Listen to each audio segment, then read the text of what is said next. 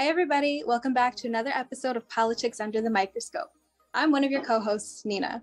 So at this point, you've heard a couple of different episodes going through our mental health series and probably a couple of recaps that we call Put 'em Ponders. This will be the last one in the series. And in this one, we want to tackle a very specific question relative to the notion of science and some of the difficulties that could be inherent or systemic within it. I'm going to hand it over to Ellie. Hi everyone, my name is Ellie. I am a second-year graduate student studying cancer at Rockefeller. And the question that we are super interested in tackling with you guys today, that is really a recap on our interview with Hassan that will complement this episode, is whether or not mental health challenges in STEM are due to systemic factors or really due to the inherent nature of science. Hi, I'm Joanna, and I am a third-year grad student at Rockefeller, also studying cancer biology. And this is Naira. I'm a graduate student at Weill Cornell studying pharmacology. I think it's both. I think science is inherently hard. And so naturally, you have these struggles that you're going to face when, your project is not working the way it should be, or, you and your PI may not always be on the same page about the direction that, you're taking. So I think that's inherent to science in itself. But I think systemic issues in academia really exacerbate it. Yeah, I agree with you, Joanna, in the sense that I think science is inherently difficult, and that's the root cause of mental health struggles, but systemic factors really just add on to that. It just exacerbates that root cause. And I think if we think about science, you're discovering something that's unknown. Like that in itself is like a plight, essentially, where it's a very challenging environment. It's a very challenging career path. And I think if you took away systemic factors, right, if you like all the things that Hassan mentions, where you make the system better, I think there will still be problems, mental health struggles in STEM. Like it will happen irrespective of the system. Naira is literally pipetting. What a vibe. That is life when you are me. So my thoughts on this, right? I think first of all, when we say systemic problems in science, what we mean when we say about that is a lot of different factors. First of all, just the expectation about what you should be putting in to actually get your degree done.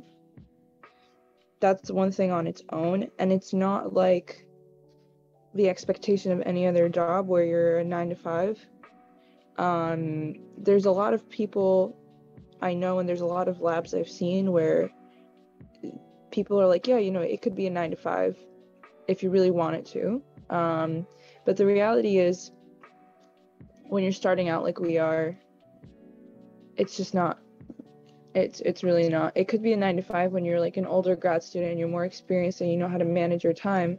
But I think the challenge comes in when you're just balancing all of these expectations, and this never-ending infinity pool of ideas and experiments and questions that you have to answer that are branching out from the main hypotheses of your project. So that's one aspect of just that's what it means to do science. And then other things when we say systemic issues, the lack of diversity and inclusion, not just sort of in institutions as a whole, but between and within labs.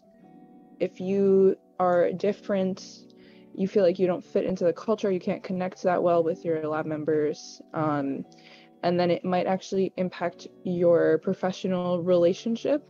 Sometimes it doesn't have to, and people let it impact their relationship with their lab mates, but sometimes you just can't control it. And it makes life difficult. It makes going to work difficult every day. But So all of that was like the systemic stuff. But on the other hand, I think the nature of what we do and the fact that we deal with uncertainty every single day, it makes us very resilient people. It makes us into very strong people when we come out the other end.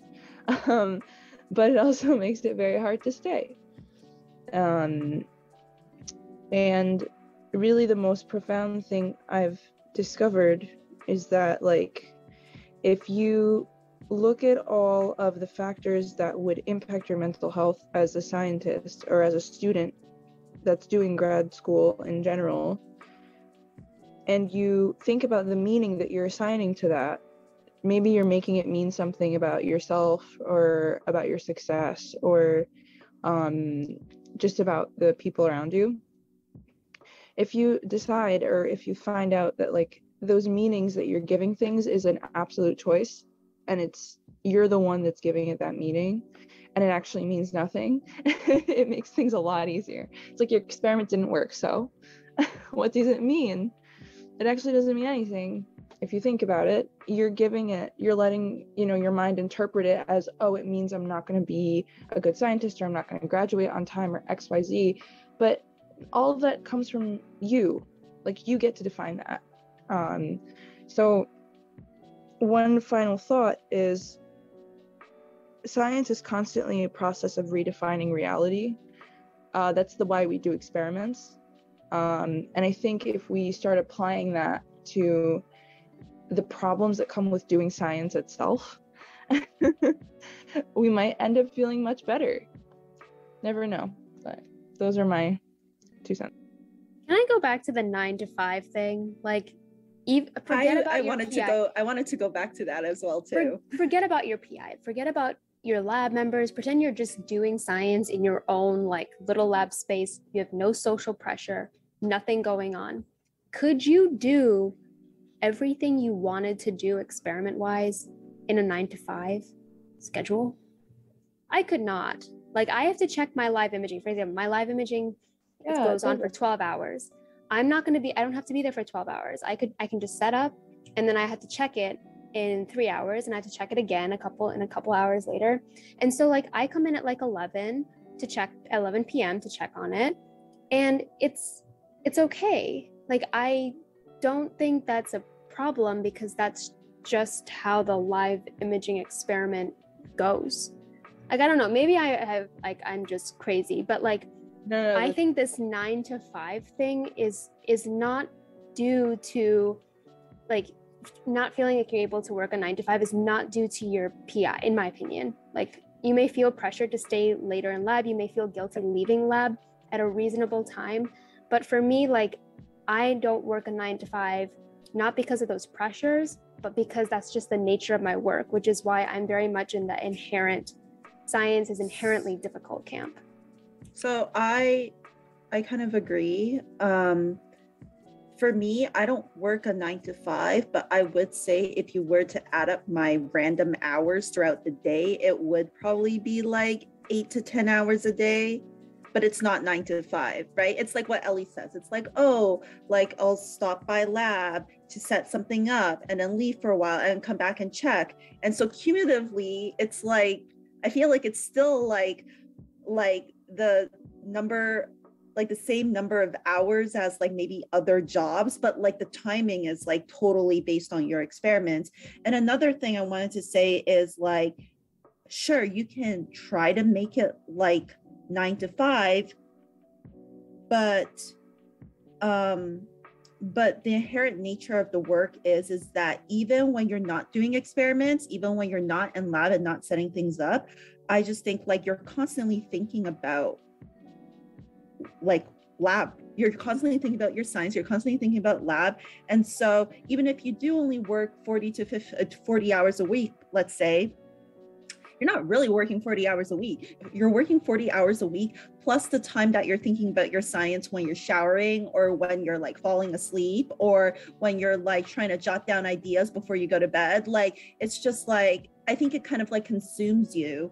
But is that systemic, or is that inherent to science? I think it might be a little bit of both, because it's inherent to science because you need to be like committed to your work to like do a good job. But then there's the expectation to be like committed to your work. And so people kind of expect that kind of mentality. Like I think especially some scientists, like everybody's different, but there's a lot of people who are very, very like married to their science. And if it works for them, that's great. But I think for a lot of people, they're trying to live up to that expectation of like being married to their science so that it like, I don't know, so that they don't get looked down upon by certain people or whatever. I think like it just goes back to what I said before in the beginning. I think it's like a both issue. Like, yes, like part of doing the scientific work is like constantly being like engaged in your work, but then there's also this like peer pressure that comes from other scientists around you. At least that's how I feel.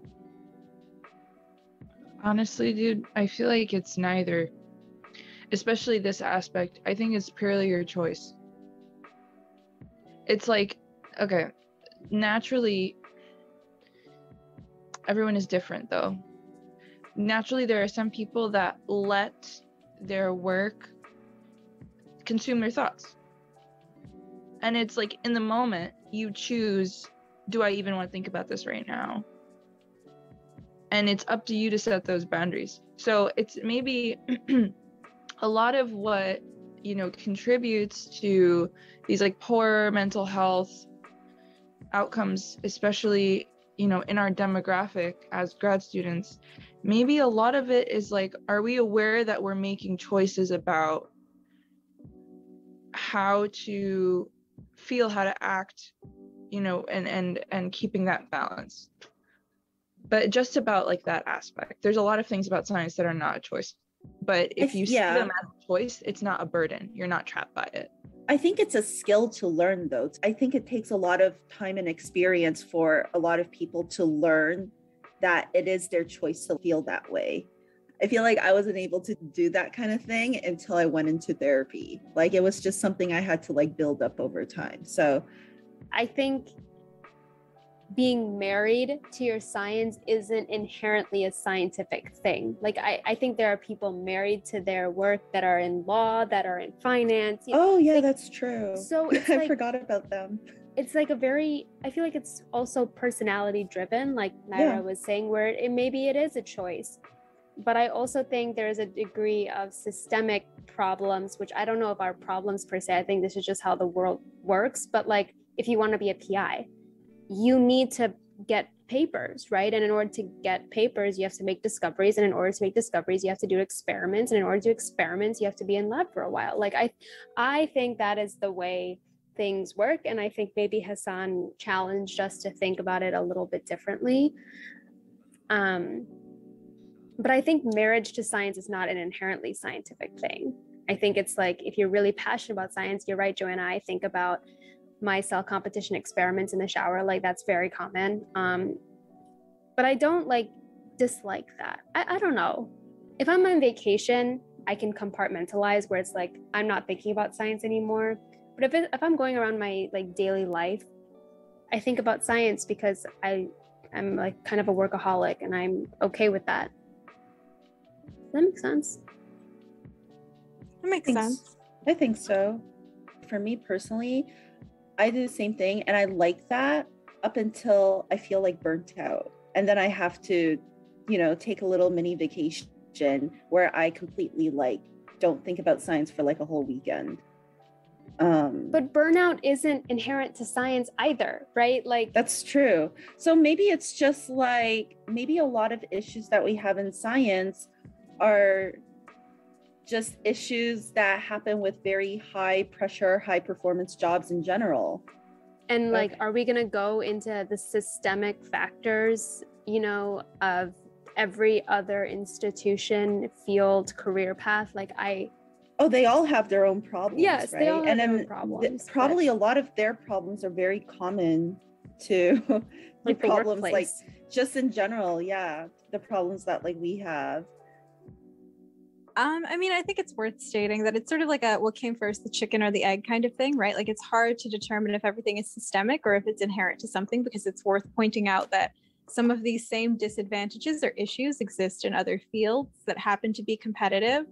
And it's worth stating that none of us can compare any field that we're talking about, science included, to what it was 100 years ago or 150 years ago, right? So it's worth stating that some of what you're experiencing now, or like what I experienced in undergrad, that might be inherent to it simply because of, say, expectations that were set that just nobody challenged, right? We talk about Darwin and him being married to his work, but it's like, there weren't tons of scientists. He could just like go out to the Galapagos for like a couple months and say, hey guys, I'm just gonna go do work. Like, you know, we think about that, even though it was really foundational, like what kind of bar does that set? If you want to be as good as this guy, right? Like what happens? Like I honestly made the mistake of doing that at work, right?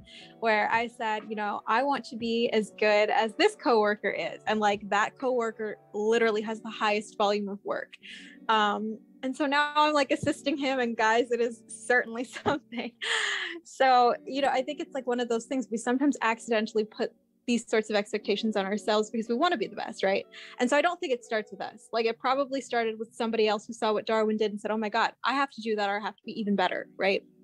And so years and years later, you have decades of this happening in science and decades of this happening in different fields. Like, of course, you're going to ultimately end up with the kind of culture you may have today, right? Where it is one of those things where 9 to 5 is not expected in certain fields, right? Like the idea is if you want to be the best at your craft, you're putting in extra hours, or the hours shouldn't matter. And to some degree, if you really enjoy it, the hours shouldn't matter.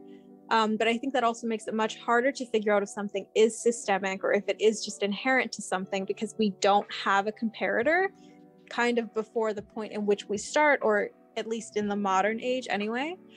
But I think you guys have made some really good points about tackling it from a systemic issue and sort of like, what are these factors and how do they look? And then looking at it from an inherent issue, what are these factors? How do they look? How do we define that in science versus another field? If this exists in another field, how do we quantify that? What does burnout look like whenever we're thinking about it in the context of both of these? And I think that they're really important thoughts to have going forward. And maybe we're not going to have an answer. Actually, we don't have an answer. And I think that's okay. And maybe nobody will have an answer anytime soon. But there's certainly things that I think societally we should think about. And in thinking about maybe the axes on which these converge and the different ways in which they impact people and how they can impact people, by thinking about all of that, maybe we can think about ways to tackle it, as Naira was kind of hinting at earlier. Perfect. And on that note, that wraps up our third installment of our mental health series. Thank you so much for tuning in. This has been Politics Under the Microscope. Thank you.